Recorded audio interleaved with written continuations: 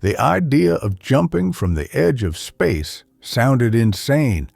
Standing on a platform 39 kilometers, 128,000 feet above the Earth, knowing that in just a few seconds I'd be falling faster than the speed of sound, was both terrifying and exhilarating. But I had trained for this.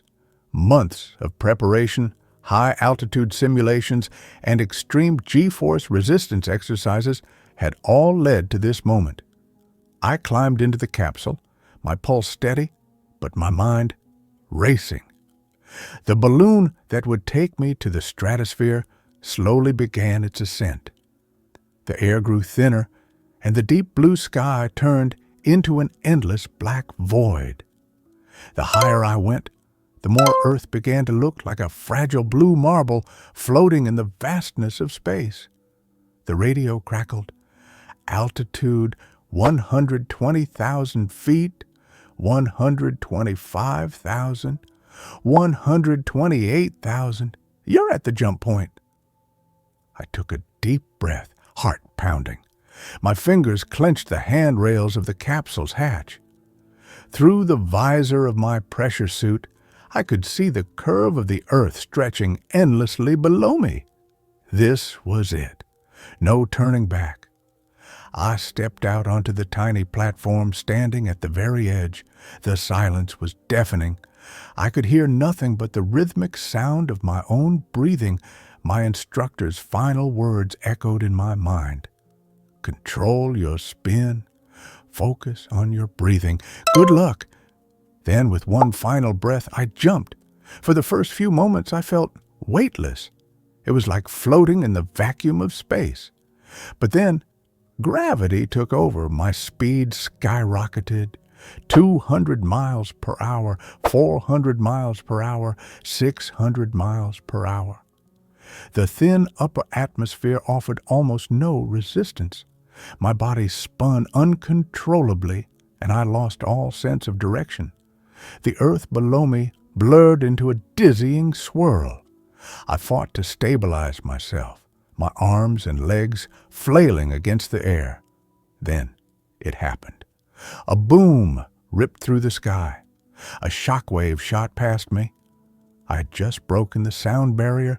My body was now moving at over 1,230 kilometers per hour, 767 miles per hour, faster than the speed of sound.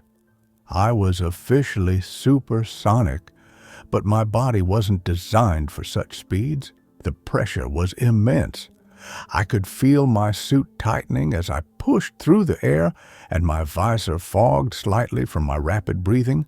For a moment, I blacked out. When I came to, I was still falling fast. My mind snapped into focus. I needed to regain control before it was too late.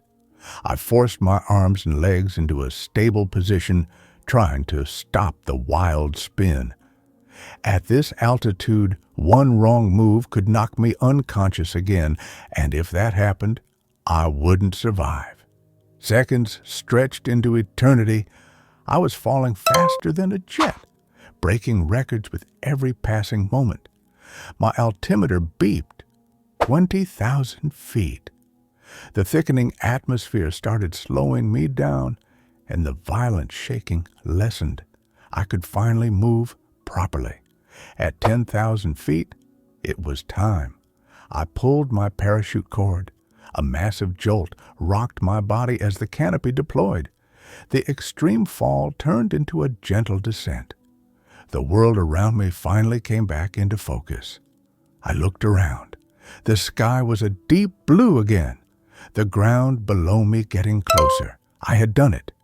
As my feet touched the ground, I collapsed onto my knees, overwhelmed with relief.